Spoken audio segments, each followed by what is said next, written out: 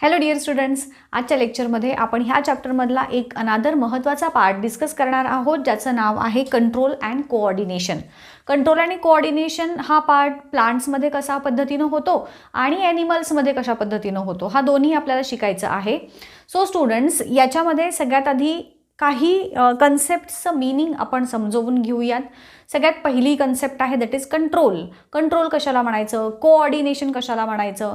तर आपण कंट्रोल, एखाद्या गोष्टीवरती आपला कंट्रोल आहे किंवा कंट्रोल नाही, अशा अर्थानं जेव्हा वाक्य बनवतो तर इट मीन्स त्याच्यावरती आपला होल्ड आहे किंवा ती प्रोसेस कधी होणार, कधी थांबणार, ह्या गोष्टींच्या डिसाईड होणं किंवा ह्या गोष्टी जर आपण करू शकत असू तर ती गोष्ट आपल्या कंट्रोलमध्ये आहे असं आपण म्हणतो, नसेल तर आपण कंट्रोलमध्ये नाही. In the same way control म्हणजे काय, तर systematic regulation of any action किंवा ॲक्टिव्हिटी, त्याला आपण कंट्रोल म्हणायचं. सो डेफिनिशन ऑफ कंट्रोल काय होईल बघा. Control is nothing but systematic regulation of all activities. याला म्हटलं control. Now the next term is coordination. आपण स्टुडंट्स बरेचदा एखादा गेम खेळत असताना म्हणतो की कोऑर्डिनेशन जितकं जास्त चांगलं असेल तितका तो गेम आपला व्यवस्थित प्ले केला जातो किंवा व्यवस्थित खेळला जातो. मग ते इथं देखील तोच कोऑर्डिनेशनचा अर्थ इथं देखील घेणार आहोत आपण, की आपल्या बॉडीमध्ये ज्या वेगवेगळ्या प्रोसेसेस होत असतात, जसं की आपल्याला आधी भूक लागते, मग आपण अन्न खातो, मग ते स्टमकमध्ये डायजेशन होतं त्याचं, मग स्मॉल इंटेस्टाईनमध्ये डायजेशन होतं. अशा ह्या ज्या प्रोसेसेस आहेत आपल्या बॉडीमध्ये होणाऱ्या, त्या एका ठराविक क्रमानं होतात. कंट्रोलमध्ये एक्झाम्पल द्यायचं झालं तर आपल्याला असं सांगता येईल की आपल्या बॉडीमध्ये सपोज ग्रोथ हार्मोन्स आहेत. एका ठराविक एजपर्यंतच आपल्या बॉडीमध्ये ग्रोथ हार्मोन्स सिक्रीट होतात. आफ्टर दॅट असं होतं का रे की ग्रोथ हार्मोन्स सिक्रीटच होत राहिलेत, आपली उंची वाढत चालली आहे, किंवा काही स्पेसिफिक हार्मोन्स, इन्सुलिन आहे जे आपल्या फूडचं डायजेशन होऊन ते जेव्हा ब्लडमध्ये मिक्स होतं त्यावेळेस इन्सुलिनचं प्रमाण हे जास्त होतं आपल्या रक्तामध्ये. पॅनक्रियाज इन्सुलिन जास्त अमाऊंटमध्ये सिक्रीट करते. तेच जर कमी अमाऊंटमध्ये सिक्रीट कधी होतं तर ऑब्व्हियसली हळूहळू जसं जसं ते फूडचं डायजेशन होऊन ते सेलपर्यंत पोचलं की इन्सुलिनची पातळी आपोआप खाली होते. ही काही स्पेसिफिक एक्झाम्पल झाली. मग अशाच आपल्या बॉडीमध्ये होणाऱ्या वेगवेगळ्या गोष्टी कधी सुरू होणार, कधी संपणार, ह्याच्यावरती काही मर्यादा असतात. आपल्याला सततच झोप आली, सततच भूक लागली असं होत नाही. ती गोष्ट एखादी कधीतरी एका स्पेसिफिक वेळी स्टार्ट होते आणि स्पेसिफिक वेळी एंड होते. सो ह्या प्रोसेसना म्हणायचं कंट्रोल, की सिस्टमॅटिक रेग्युलेशन, एक रेग्युलेशन आहे थांबण्या आणि सुरू होण्यावरती. कोऑर्डिनेशन म्हणजे जसं तुम्हाला मी सांगितलं आता की it is nothing but orderly execution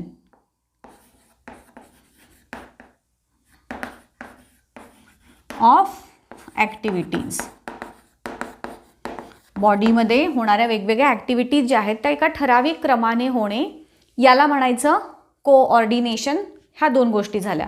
आता जेव्हा आपल्या बॉडीमध्ये कंट्रोल आणि कोऑर्डिनेशनच्या प्रोसेसेस प्रॉपरली होतात त्यावेळेस आपल्या बॉडीची एक बॅलन्स्ड स्टेट म्हणजे निरोगी अवस्था ज्याला म्हणतो आपण. आपल्याला जेव्हा एखादा आजार होतो तेव्हा काय होतं रे, तर कुठली ना कुठली तरी सिस्टम बिघडते, हो की नाही, आणि मग त्याचा इफेक्ट हा पूर्ण बाकीच्या सिस्टम्सवरती होतो. शरीराचा एक समतोल जो आहे तो ढासळतो. मग ते होऊ न देण्याचं काम ह्या दोन गोष्टींचं. आपण आजारी पडतो म्हटलं की इथं कुठंतरी बिघाड होतोय, ह्या दोन मेकॅनिझममध्ये काहीतरी बिघाड झाला की आपण आजारी पडणार. मग कंट्रोल आणि कोऑर्डिनेशन ह्या दोन्हीच्या सहाय्यानं आपल्या शरीरामध्ये एक स्टेडी स्टेट ऑफ बॅलन्स जो मेंटेन केला जातो त्याला म्हणायचं homeostasis. What is the word? It is non as homeostasis. What is homeostasis? It is nothing but a steady state of balance. एक आपल्या शरीराची निरोगी अवस्था, ह्याला म्हटलं आपण होमिओस्टॅसिस, राईट. ह्या तिन्ही गोष्टी जेव्हा प्रॉपरली आपल्या बॉडीमध्ये होतात, then we are considered as healthy human beings. आता बघूयात ह्या कंट्रोल आणि कोऑर्डिनेशनची प्रोसेस आधी प्लांटमध्ये कशी होते, मग ह्युमन्समध्ये कशी होते. जसं की तुम्हाला माहीत आहे, प्लांटमध्ये अशा काही स्पेसिफिक सिस्टम नाहीत, जसं की आपल्या बॉडीमध्ये नर्वस सिस्टम आहे की जी सगळ्या गोष्टी घडवून आणते म्हणण्यापेक्षा रिस्पॉन्स दिला जातो. आपल्याला सेन्स ऑर्गन्स थ्रू ती माहिती कळते, मग ब्रेन त्या ॲक्टिव्हिटीज घडवून आणतो. कसं काय ते आपण पुढं बघायचं आहेच आहे. मग ह्या एक गोष्टी झाल्या, जशा सिस्टम नर्वस सिस्टम असेल किंवा मसल्स असतील आपल्या बॉडीमधल्या, तर ह्या मूवमेंट्स घडवून आणतात. पण प्लांट्समध्ये तर अशा प्रकारची नर्वस सिस्टम वगैरे नसते. मग त्यांच्यामध्ये काय होतं आणि कशाच्या थ्रू हे कंट्रोल आणि कोऑर्डिनेशन मेंटेन केलं जातं ते बघूयात. प्लांट्समध्ये ज्या वेगवेगळ्या प्रकारच्या मूव्हमेंट्स होतात का रे? कुठल्या कुठल्या प्रकारच्या प्लांट्समधल्या मूव्हमेंट्स तुम्हाला माहीत आहेत बघा. तर फुलं उमलणे, काही फुलं सकाळीच उमलतात, काही फुलं संध्याकाळी उमलतात, काही फुलं रात्री उमलतात, बरोबर. किंवा तुम्हाला ड्रॉसेरासारख्या वनस्पती माहिती असेल, त्यांची मूव्हमेंट, किंवा लाजाळूच्या मूव्हमेंट. तर ह्या वेगवेगळ्या प्रकारच्या मूव्हमेंट्स आहेत. आता मला सांगा, लाजाळूची पानं कधी मिटतात रे? तर जेव्हा तुम्ही त्याला टच करता तेव्हा. ड्रॉसेराचे जे लीव्ज आहेत ते कधी मिटतात? तर जेव्हा त्याच्यावरती एखादा किडा जाईल किंवा वेगवेगळे इन्सेक्टिव्होरस प्लांटची मूव्हमेंट. फुलं उमलणे ही एक वेगळी प्रोसेस झाली. कधी तर एक ठराविक चेंजेस होतात, तर ते चेंजेस हे प्लांट सेन्स करतात आणि मग काही फुलं सकाळी उमलतील, काही फुलं रात्री उमलतील, ह्या पद्धतीनं. म्हणजेच प्लांट्समध्ये होणाऱ्या ह्या ज्या वेगवेगळ्या मूव्हमेंट्स आत्ता आपण विचारात घेतल्या, त्या कोणत्या ना कोणत्या तरी स्टिम्युलसला दिलेला रिस्पॉन्स असणार आहे. स्टिम्युलस म्हणजे काय आणि रिस्पॉन्स म्हणजे काय ते पण सांगते बघा, एकदम सोप्या भाषेत सांगते. तुम्ही शाळा सुटल्यानंतर किंवा शाळेला जात असताना मस्त रस्त्यावरून चालत आहात सगळे मैत्रिणी मिळून, आणि मस्त असा छान पाणीपुरीचा वास आला कोणाला, किंवा भजी तळलेला वास आला, तर मग आपोआप तुम्ही म्हणता, वा काय मस्त वास आहे, एकदम तोंडाला पाणी सुटलं. आणि मग आपल्या सलायवरी ग्लँड्स सलायवा सिक्रीट करतात, राईट. मग तो जो तुमच्या आवडीच्या पदार्थाचा वास आहे तो झाला तुमचा स्टिम्युलस. आणि त्याचा वास आल्यानंतर त्या स्टिम्युलसला दिलेला रिस्पॉन्स म्हणून तुमच्या सलायवरी ग्लँड्सनं काय केलं? वॉटर सिक्रीट केलं, सलायवा सिक्रीट झाला. तो त्याला दिलेला रिस्पॉन्स. स्टिम्युलस आणि रिस्पॉन्स ह्या दोन गोष्टी कळल्या का बघा, की कुठल्या ना कुठल्या तरी एखाद्या घटनेला किंवा एखाद्या काय म्हणतात, उद्दीपन म्हणतात त्याला स्टिम्युलसला मराठीत, तर त्या स्टिम्युलसला दिलेला रिस्पॉन्स म्हणून ह्या प्लांटमधल्या वेगवेगळ्या प्रोसेसेस किंवा ज्या मूव्हमेंट्स आहेत त्या होतात. आता ह्यापैकी काही मूव्हमेंट्सच्यामुळे प्लांट्समध्ये ग्रोथ होते, त्यांना ग्रोथ डिपेंडंट मूव्हमेंट्स म्हणतात किंवा ग्रोथ रिलेव्हंट मूव्हमेंट्स म्हणतात. आणि काही मूव्हमेंट्सच्यामुळे प्लांट्समध्ये ग्रोथ होत नाही, त्यांना ग्रोथ इररिलेव्हंट किंवा ग्रोथ इंडिपेंडंट मूव्हमेंट्स असं म्हणतात. म्हणजेच प्लांट्समधल्या ज्या मूव्हमेंट्स आहेत, आपण कंट्रोल आणि कोऑर्डिनेशन पहिल्यांदा बघतोय इन प्लांट्स. मग प्लांट्समधल्या मूव्हमेंट्स कशामुळे होतात? तर कोणत्या तरी स्टिम्युलस, त्याला दिलेला रिस्पॉन्स म्हणून प्लांट्समध्ये मूव्हमेंट्स घडून येतात. ह्याचं एक्झाम्पल काय सांगितलं? जसं की सनलाईट. सनलाईट हा स्टिम्युलस असेल, तर सूर्यफुलाची त्या सूर्याच्या दिशेने होणारी मूव्हमेंट हा त्याचा रिस्पॉन्स झाला. आलं लक्षात? सो कोणत्या ना कोणत्या तरी स्टिम्युलसला दिलेला रिस्पॉन्स म्हणजे प्लांटची ग्रोथ होते. त्या प्रकारच्या ग्रोथ्सला म्हणायचं की ग्रोथ डिपेंडंट मूव्हमेंट्स. म्हणजेच हे जे मूव्हमेंट्स आहेत प्लांट्समधल्या,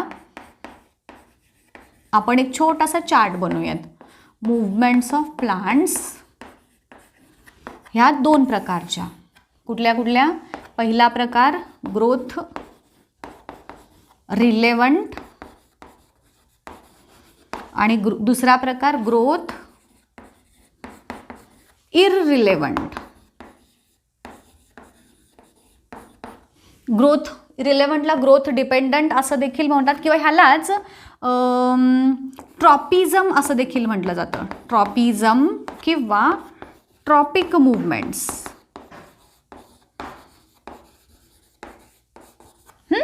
आणि ग्रोथ इररिलेव्हंट म्हणजे ज्याच्यामुळे प्लांटची ग्रोथ होत नाही, यालाच नॅस्टिझम किंवा नॅस्टिक मूव्हमेंट असं पण म्हणतात.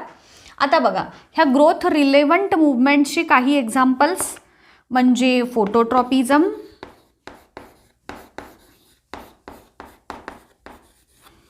दुसरा हायड्रोट्रॉपिझम,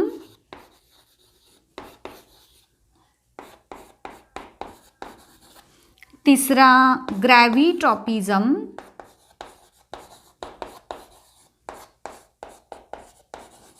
त्यानंतर इथंच चौथा लिहिते फोटो हायड्रोग्रॅव्ही, त्यानंतर किमोट्रॉपिझम,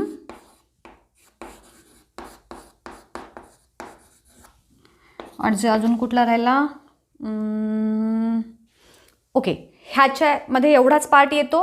आणि अजून एक प्रकारची दिलेली आहे ॲक्च्युली, ज्याला थिग्मोट्रॉपिझम आपण म्हणूयात.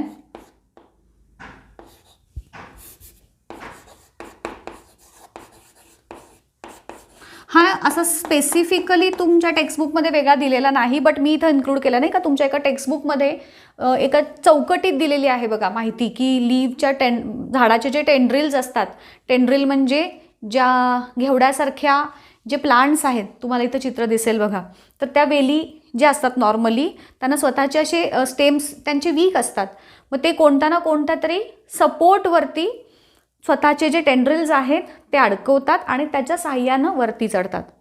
मग ह्या प्रकारच्या मूवमेंटला म्हणायचं थिग्मोट्रॉपिझम. हा पण मी इथं इन्क्लूड केला आहे.